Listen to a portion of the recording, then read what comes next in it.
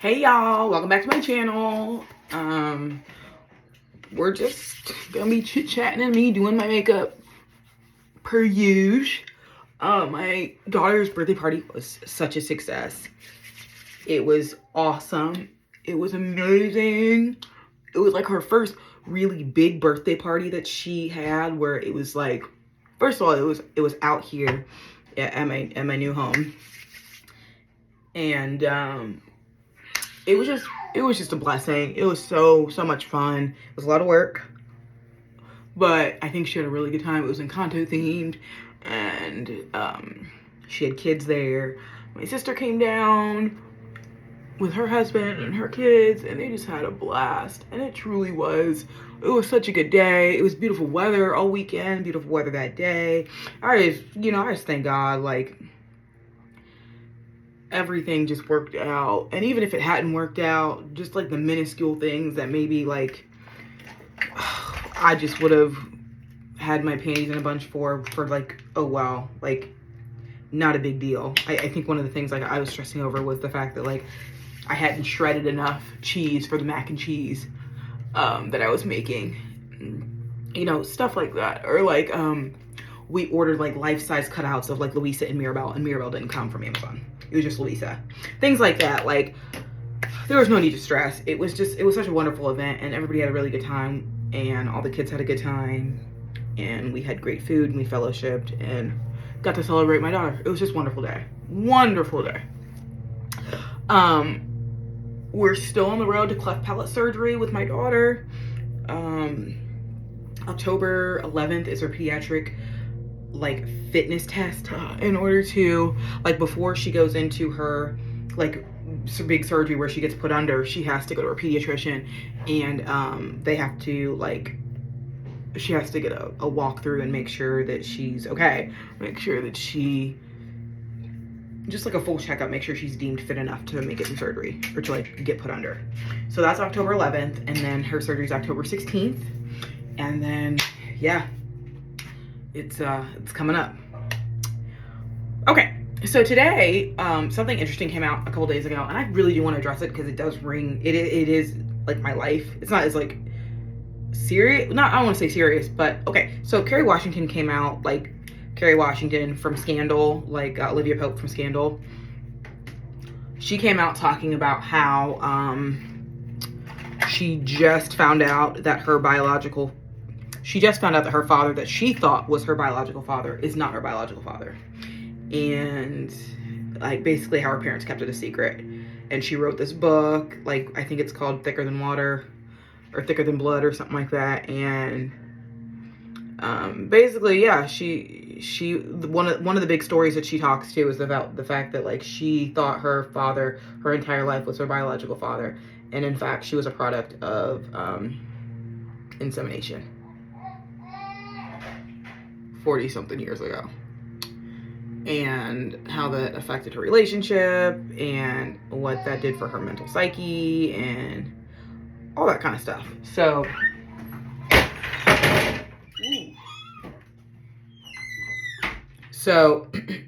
I don't know if anybody, well, maybe, I'm not sure. I'm adopted. My parents, not my biological parents, but my adopted parents adopted my siblings and I from different foster cares across the country. Some of us were adopted in Detroit, Michigan. Some of us were adopted in like Tennessee. Some of us were adopted in Cincinnati. Some of us were adopted just like in different parts of the country. Well, different parts of the Midwest. Or like something like that. Just like different states. And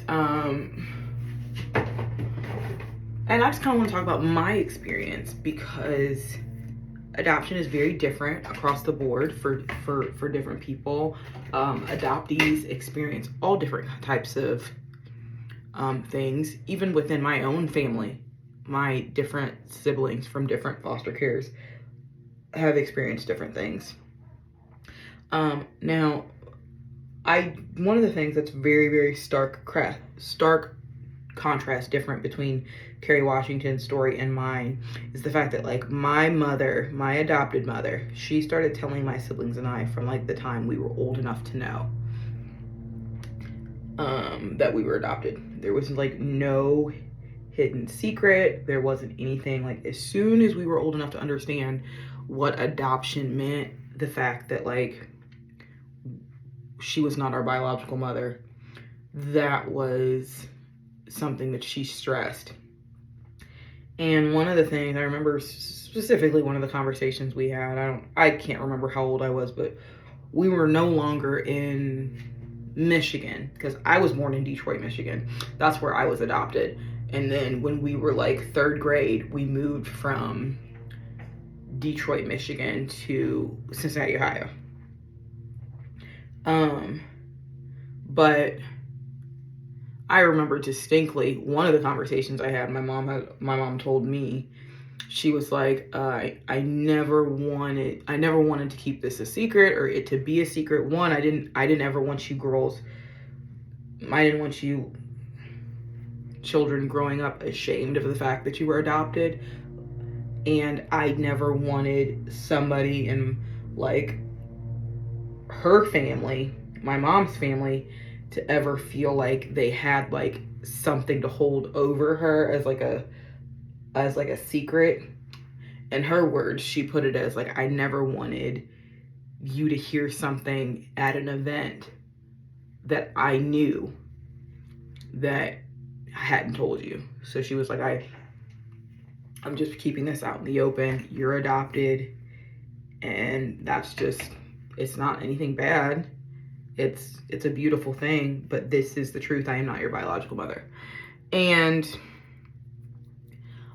I have met, I don't want to say a lot of adopted kids, but I've met a handful over the course of my growing up.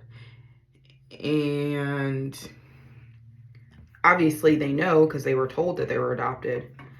But I can only imagine how Kerry Washington must have felt thinking that her father that she grew up with was like her biological father. Now, because I grew up knowing like this information, I feel bad for her, because I think there are reasons as to like why parents keep this a secret.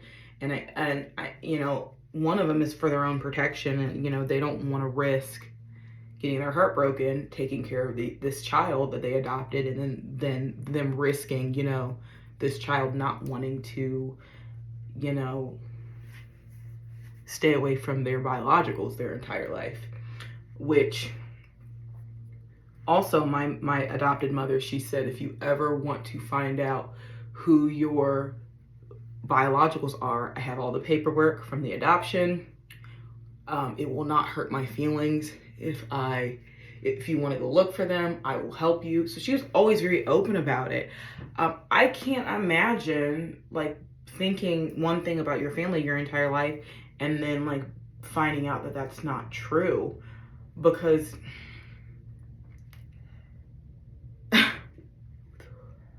as you get older, like I experienced with my children, my daughter had a genetic mutation. Now, it's not anything genetic that we were told because we were tested when I was, pregnant, but there are things like medical wise that you would need to know if you got sick, or if your child got sick and you couldn't give your child what you needed because you're not biologically hers, and then them finding out that way.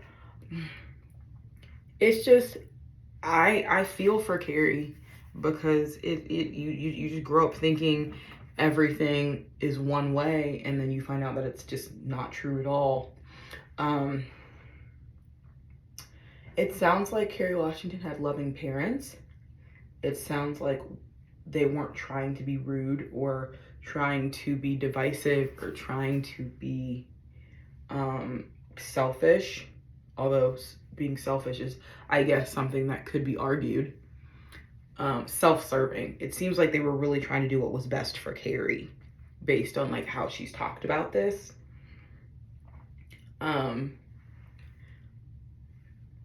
But I'm sure it stirs up some uncomfortability of you going your entire life thinking one thing and then it's just not true at all. And that's why I said, like, I really appreciate the fact that my mom told me from a very early age, as soon as we were able to understand what adoption was, she was letting us know, like, hey, this is your truth.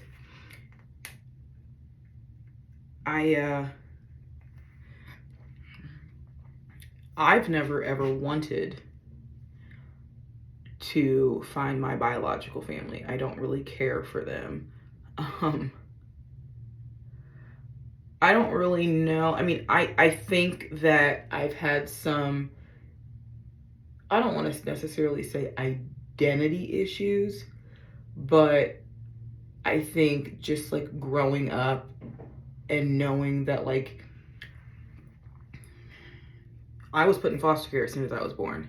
Like, out of my mother's vagina, I was put in foster care. So, like, in a certain way, my biologicals didn't want me. My father was killed in a car accident. So there wasn't anything we could do about him wanting to keep me. But my mother did absolutely not want me. And so because I entered in, like, I was in foster care for a while and then I was adopted. But because I entered into such a loving family, I didn't really think it was possible for me to have, like, issues.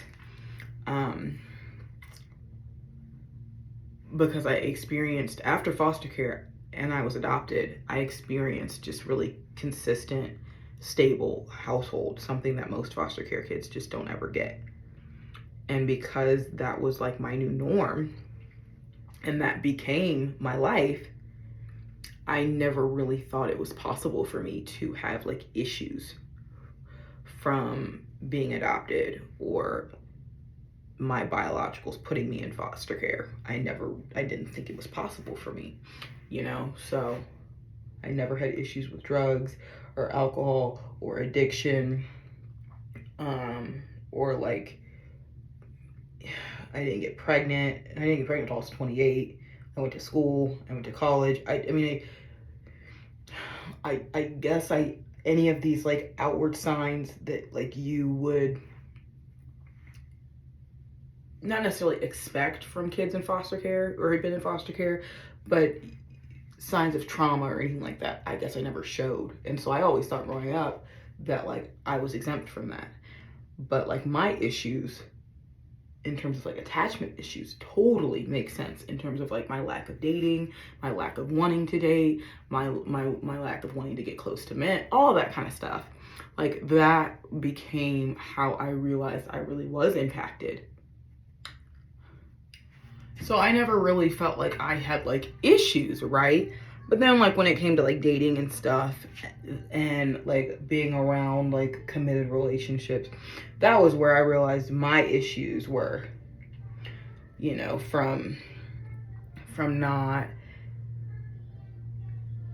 really having that core family in the beginning and being placed in foster care, and my issues in foster care and my detachment issues in foster care. Those were, like, where I realized my issues were. And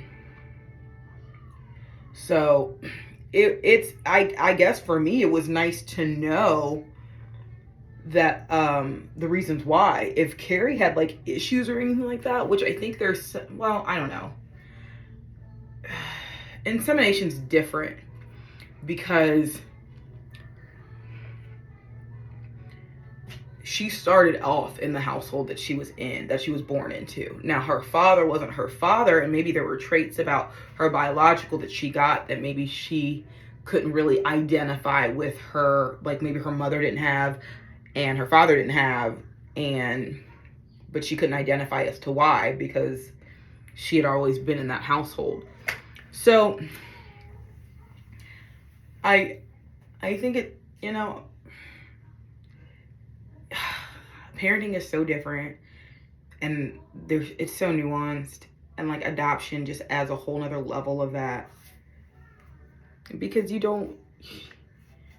parents are really just trying, at the end of the day, like, Carrie's mother just really wanted a baby, and for whatever reason it couldn't happen biologically, and so, like, you go these routes to try and make it happen, but you end up possibly creating trauma for your child. but then you think you're doing the right thing by, like, not sweeping it under the rug, but by choosing to omit that information because you truly feel like that's what's best for your child. And it's just, it's so difficult. So I commend my mother for taking that risk.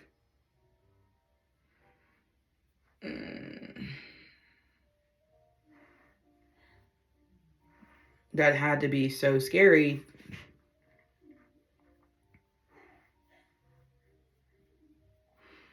Just not really knowing what we were going to do as kids.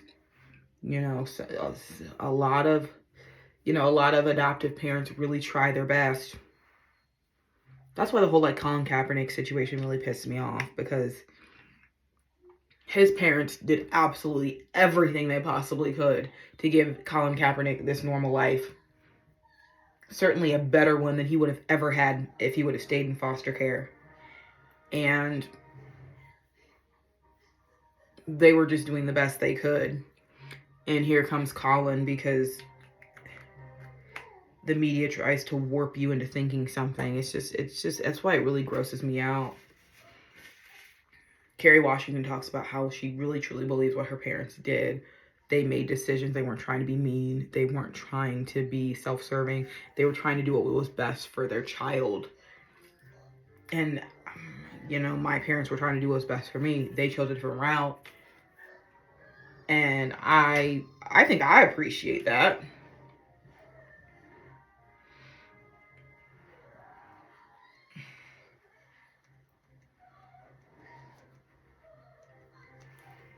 I think I definitely appreciate the fact that my parents were always open with me to let me know, like, hey, you're adopted.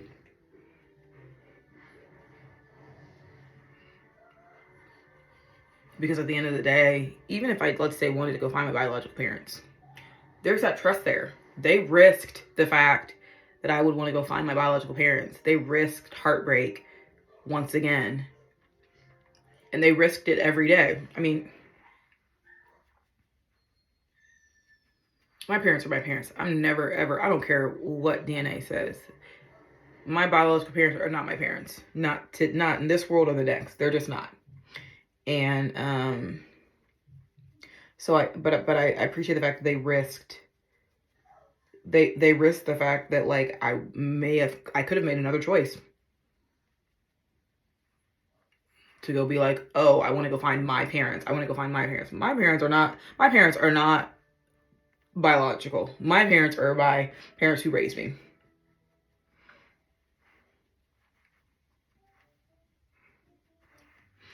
And so I get it. I get it how parents, there are just so many tricky situations that you have to basically, you know, make. And, like, all kids are different. Some kids are more sensitive. Some kids, you know, some kids like me, I don't know if my parents could sense this about me, but I did not give a F about my biological parents. So, like, the risk of me wanting to go out and want to go look for them, I don't know if they could sense that about me, like the fact that I just did not care at all, versus some of my other siblings. They, like, when Facebook started to, like, become popular and started to become, like, a way to, you know, search for people, some of my siblings found their biologicals on Facebook. Even with the internet to this day, like, it's got to the point where my parents have asked me, Nikki, are you sure? Nikki, are you sure? Do you want to find your biologicals? No, I don't. I don't give a fuck about my biologicals.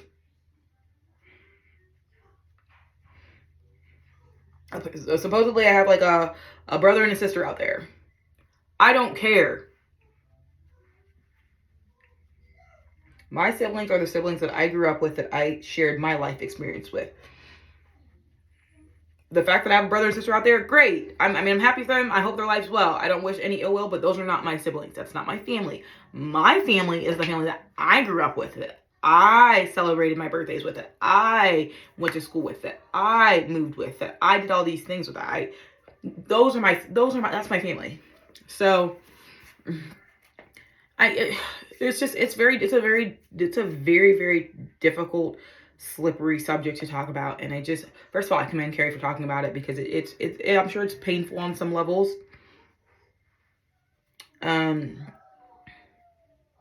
especially if she like thought that like she got like some, maybe it's like a family trait of her dad's that she thought was passed down to her, but it's really not.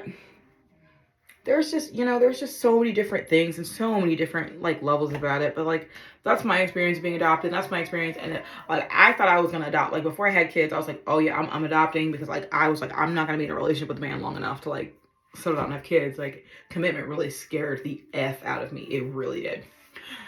And so, but I have my 2 girls now. So I will not be adopting. Absolutely not.